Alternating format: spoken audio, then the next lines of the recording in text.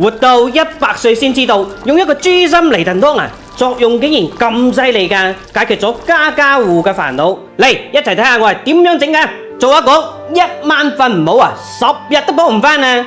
如果經常係咁，鐵塔都頂唔住㗎。有段時間啊，我老媽子晚上覺豬唔好，2、3點鐘啊，仲喺度彈彈跳跳，一下子啊憔悴咗好多啊！今日呢就嚟分享一個酸酒人晚安湯，有需要嘅朋友呢記得點讚收藏一下啦。嚟，今日呢啖湯嘅靈魂呢只要有2個，一個係豬心，一個係酸酒人啊！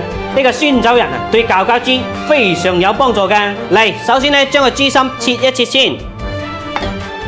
喺中間位置將佢輕輕咁切開一下，然之後呢喺呢個位置再界一界開始，呢度呢一樣界少少，再將佢清洗一下，將呢啲血水啊全部將佢洗一洗，呢個呢先至係腥味嘅來源啊！咁樣煲湯呢先至唔會腥啊！嚟，首先放入豬心、酸酒人、乾百合、玉竹、鐵棍山藥、巴旦木、茯苓、桂圓肉。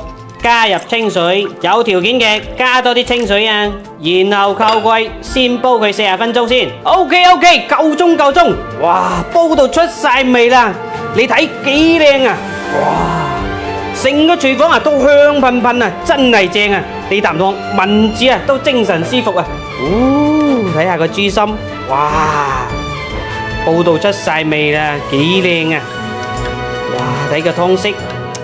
正啊！你睇下啲料幾多啊，幾足啊！咁樣個湯啊，夠濃夠醇厚啊！正啊！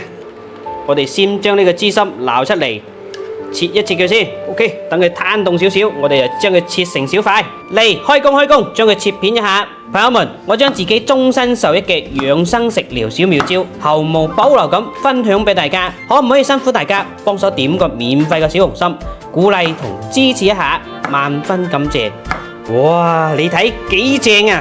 好，將佢放返鑊中，再煲一煲。呢啖湯啊，仲正啊！扣蓋，再煲佢10分鐘，啖湯啊就 OK 㗎啦。OK， 夠鐘啦。好香啊，真係正啊！正所謂食咩補咩，呢啖湯啊，哇，啱晒啦！你睇下啲料幾足啊，哇，正啊！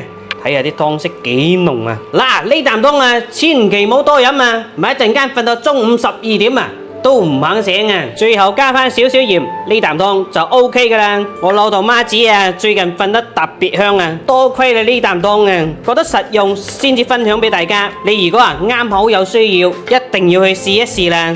嗱，如果你都想煲呢種廣東靚湯嘅，驚自己唔識搭配或者比較麻煩，你可以好似我咁買呢種提前配好嘅一整包湯料，入邊有少少包嘅，樣樣都同你搭配好噶，一小包可以煲一大煲噶，淨係要搭一個豬心就得噶啦。我已經用得剩低最後一包啦，好靚嘅靚湯嚟嘅，我將佢放咗喺視頻嘅左下角啦，有需要嘅可以睇一睇。